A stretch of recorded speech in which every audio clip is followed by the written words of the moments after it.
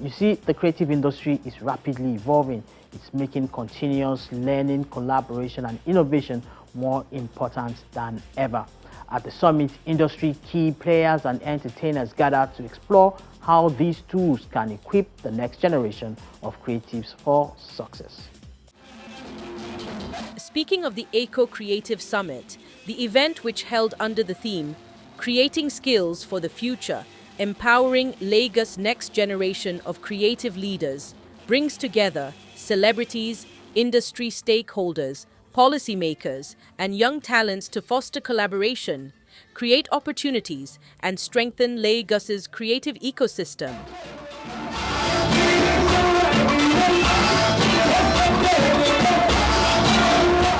Vibrant performances of timeless Afrobeat classics opened the event, celebrating the enduring cultural legacy that continues to shape Nigeria's thriving creative industry.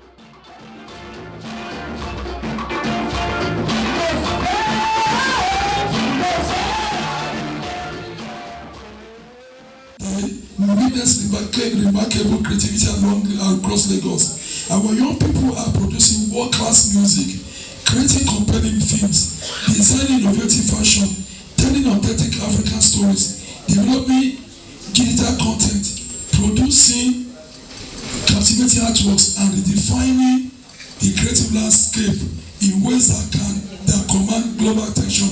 Yet, while talent opens doors, sustainable success demands much more.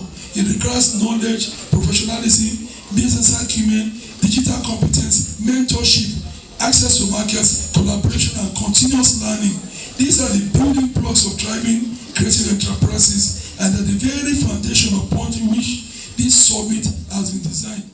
Panel sessions throughout the day feature leading creatives and industry professionals who draw from their experiences to share practical insights on building sustainable careers and unlocking opportunities across the creative sector. One distinct, feature that was able to make my music cut across on a global level was the Nigerian identity, the African identity, and I tried to tell as many, rappers and singers as much as possible. As much as we have like a lot of Western influences in our lifestyle, everything that we see, whether it's through movies or music, and how America has been able to propagate their culture across the world. And I think that's one of the things that made the Afrobeats to the World music movement as strong as it was. It was the fact that we were pushing our identity, we're exporting our identity, our cultures, our music, our sound. And without that identity, I don't think there would be any Nigerian players that are globally relevant today. So as much as possible, as much as you will be a talented artist, you will put in as much work as you can in the studio.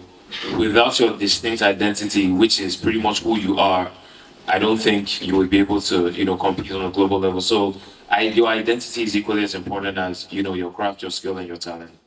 So I think one of the key things for young creatives, or creatives at large, is that you should realize that it is systemic. They say systemic racism, systemic success, systemic wealth. What is system? 1 + 1. So you can't be just one and then think that there's no +1 to you. It's something that people always forget. Everyone has a role, even the driver, even the Uber guy. Knowledge is key. I'm sure most of us don't even know that the German embassy has something like this to offer us. We are now in a media area where to discover things is not as difficult. The incompetence, you cannot forget about the techniques. Whether you like it or not, education is not a scam. Education is not a scam.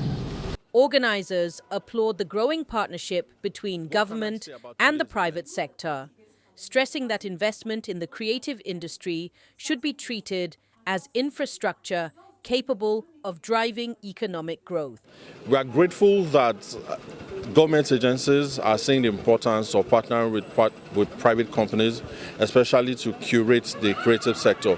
For far too long, it looks like only private sector is involved in the creative system, But for government agencies to see that we need to collaborate to ensure that we create an ecosystem for our people. So that's really gratifying. I think it's important that we treat culture as importantly as we treat crude oil or the stock exchange, for instance. There's a tendency for us to treat culture as a nice to have, that thing that we just do. But what we are saying, especially in 2026, is our culture is infrastructure as well. We call it soft power, but it's actually economic power. So once we start to treat it as such, we'll see the returns. I think that it doesn't just stop from being a summit. There has to be action leading towards this. Estimation says that we would soon be the largest economy, right? And that is the orange economy. And I think that the more we constantly have this type of conversations, the more forward we are making that progress. With conversations centered on innovation, collaboration, and skills development, the EHCO Creative Summit seeks to empower the next generation of creatives while reinforcing Lagos's position as a leading hub for Africa's creative economy.